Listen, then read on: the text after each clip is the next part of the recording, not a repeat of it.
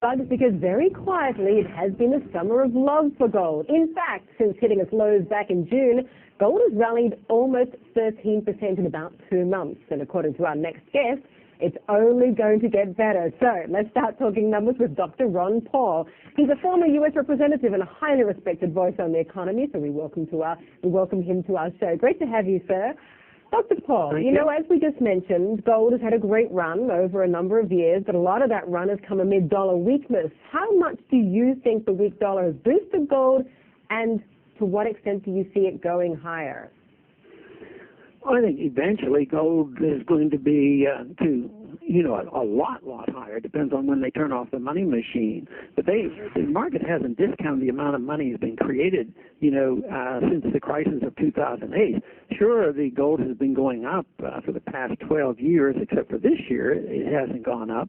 But it's been going up because of this incessant printing of money and creating of credit and all the problems that they create. But I don't think they fully discounted all this money because of philosophy. This money isn't circulating. So even if tomorrow they decide to quit the monetizing, I think there's so much money out there if it starts circulating, they're going to lose control. I think what's going to happen to gold, it's going to explode when they realize that the economy is going down, that we're really in a recession, which will probably start soon, and the economy is very, very weak and prices are rising. Then what is the Fed going to do? I think it'll be an exaggeration that we had in the 1970s, but they will be between the rock and the hard place, and with that type of disruption, that is when I think gold will really take off. Now, it's recovering a bit from its correction. I think that will continue, but I'm not in the business of saying I know next year what it's going to be or next month or whatever, but it has to go up because the dollar has to go down. They've been doing it systematically, steadily for 100 years, and they took a dollar and eliminated 98% of its purchasing power, and they're doing that more rapidly than ever, but it just hasn't been fully discounted. When it is, gold is going to be much, much higher. Mind you, you're very bearish on the economy, and not everybody shares that view, right? So with all due respect, and obviously in the last couple of years, gold has increasingly become a retail product. So does it concern you that retail investors have been burned by the latest sell-off and potentially could get burned again? Yeah, there's always on the short run that is possible, because to have a real commodity money, it has to be a commodity, useful, desirable for jewelry or industrial purposes, just like silver, but it also has to have a monetary function, and that's why gold is different than aluminum.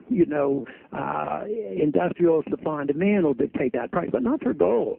So there'll be a lot of variables involved, but ultimately, for 6,000 years, gold has been money. I believe it has been acting as money, but it's probably been more acting, with retail purchases and the people who are anticipating the market and are the traders.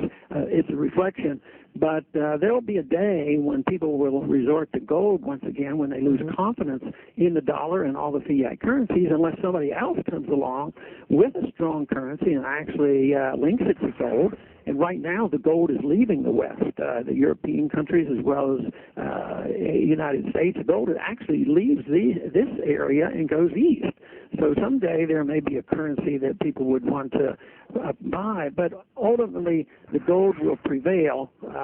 Exactly when that's going to happen is another matter. Indeed, we will see. In the meantime, let's change topics. I want to talk about your new online network. It's at www.ronpaulchannel.com. Tell us very briefly, sir, what the network is about and why you decided not to choose to do a traditional media show.